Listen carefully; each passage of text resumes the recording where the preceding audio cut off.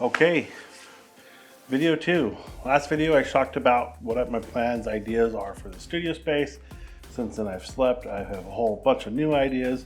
So instead of saying this is what I'm going to do, I'm just going to start doing and see if it works. And if I don't like it, I'm going to end up changing it. But we are going to be, first starting out, we got to paint these walls. And I was originally just going to paint this wall and mount the TV in here. Now, I don't know about putting the TV in this little cubby. Even though I think it'll look cool, I don't think it's going to be the right answer for what I need for a functional space.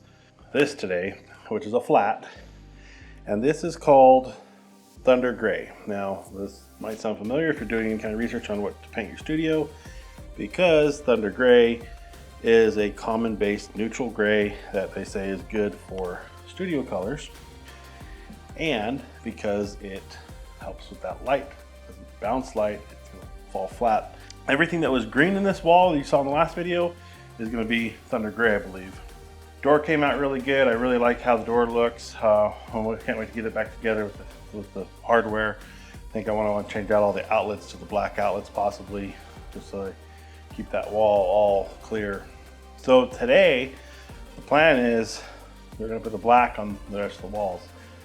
I'm doubting this decision right now. So we're going to do a quick test of the black around here to see how close it is to this gray, or if there's enough of a tone change that you can see the difference. If it's too close, I may try to lighten it up with a lighter gray. And I've got the gray here. It's not flat, but it'll have to do exterior paint, but it's exterior flat. It's still liquid in there. Looks like black paint. We're just going to brush it real quick just to test.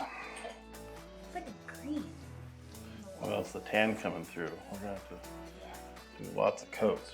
We're gonna let that dry up real quick so we can get another coat on it, see what it looks like.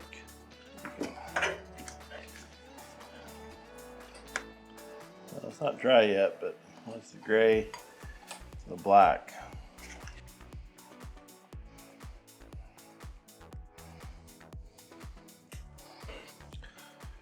Put the black on the wall. And we put the gray on the wall. We actually ended up cutting the can open earlier this morning after fighting it to get it open. Poured some out, tested it. I've had a sample of it right here. And while it's a good looking gray, it's nothing like bad, but so this is the black and this would be the gray that I had that we couldn't get the can open. So on the wall right here, you can see this is that gray on the tan wall, and it looks okay, but it's very light. I want it a little darker. And then over here, we put the black on this edge, and there's no way it even comes close to clashing or being a contrasting color. So we went ahead, I went down and bought another gallon of paint, and we've got it already poured out here, ready to go. I think it'll be a lot darker looking on the wall. Let's go ahead and put some on here. A little darker, but let it dry out. It'll appear darker, I think, once it dries. Yes, we'll see what it darkens up to. I think it'll look good once it darkens up. I had a really tough time at the store picking which one to get because I wanted something darker, but not too dark. And then I went ahead and bought some painter's tape because we're gonna go ahead and tape up the trims. I don't want to paint these doors, and I want to make sure that they stay white. I don't want to do too much white touch up, so I went ahead and bought the tape this time. Then before I did not do that. What can I say? I'm not a professional. Yeah, I think, look at the edge where it's already dried up a little bit. It's going to be much darker.